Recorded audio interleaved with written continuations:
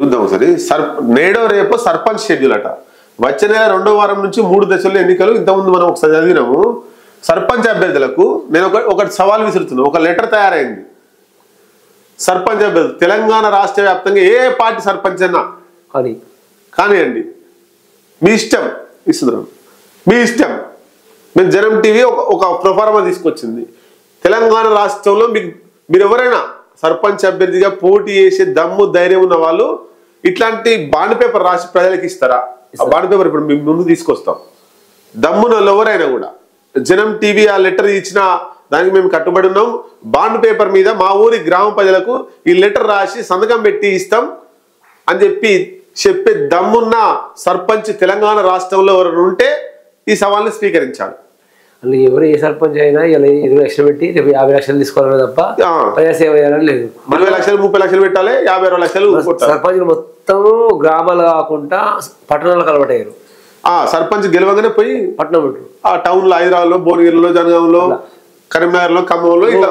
ఇప్పుడు ఎమ్మెల్యే గెలిచి హైదరాబాద్ ఉన్నట్టుగా సర్పంచులు ఏ గ్రామం ఉండలేదు, టౌన్ కు వచ్చేస్తారు. సర్పంచ్ గెలవ దాకా ఉంటాడు, గెలవనే హైదరాబాద్ వెళ్ళిపోతాడు. ఇప్పుడు పోచంపల్లి గ్రామం, పోచంపల్లి టౌన్ ఉంది.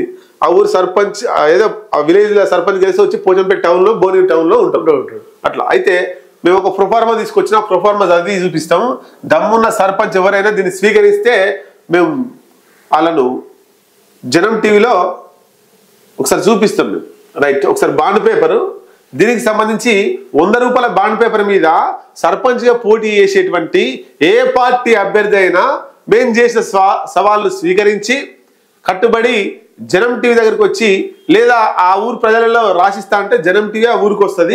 ఎవరైనా రాసిచ్చేటువంటి దమ్ముంటే చెప్పండి. 100 రూపాయల బాండ్ పేపర్ మీద ఏం రాయాలి?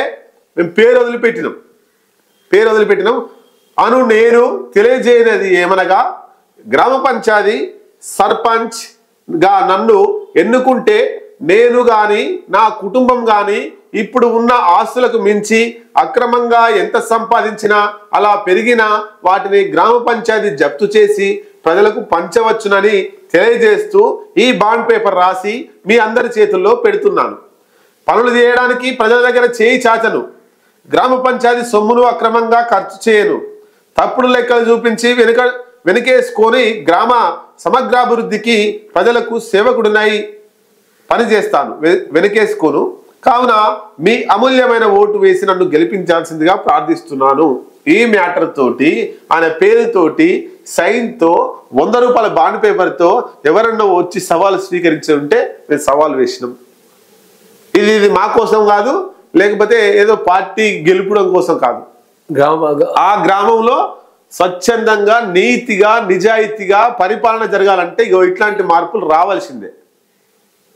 కాబట్టి ఎవరెవరు చూస్తున్నారో, సర్పంచ్ అభ్యర్థులు ఎవరెవరు పోటీ చేస్తున్నారో వాళ్ళందరికీ షేర్ చేయండి. వాళ్ళందరికీ ఇది రీచ్ కావాలి. రీచ్ అయితే ఇంటింటికి ప్రజలను కలవడానికి ప్రచారంలో వచ్చినప్పుడు ఈ లెటర్ రాసిరని అక్కడ ఉండే జనాలు చైతన్యం రావాలి, అడగాలి, క్వశ్చన్ చేయాలి. లేకపోతే ఇప్పుడు తిరుపతి అన్నట్టు 20 లక్షలు పెడుతురు, 30 లక్షలు, 50 లక్షలు 5 సంవత్సరాలు సంపాదించాలి. ఏది వచ్చినా కమిషన్. ఏదైనా పని ఉందంటే చేతిలో పైసలు పెట్టింది కాదు. ఇగో ఇట్లా వ్యవస్థ తయారైంది. పంచకపోతే మందాపియాలి, తీసుకుపోవాలి. సర్పంచ్ లేని ఏం కాదు. సర్పంచ్కి పైసలు ఇస్తేనే వస్తారు, లేకపోతే కాదు. ఆయనని కాదని పంచాయతీ ఇంచు మంది కూడా జరగదు. అట్లా తయారైంది అన్నట్టు.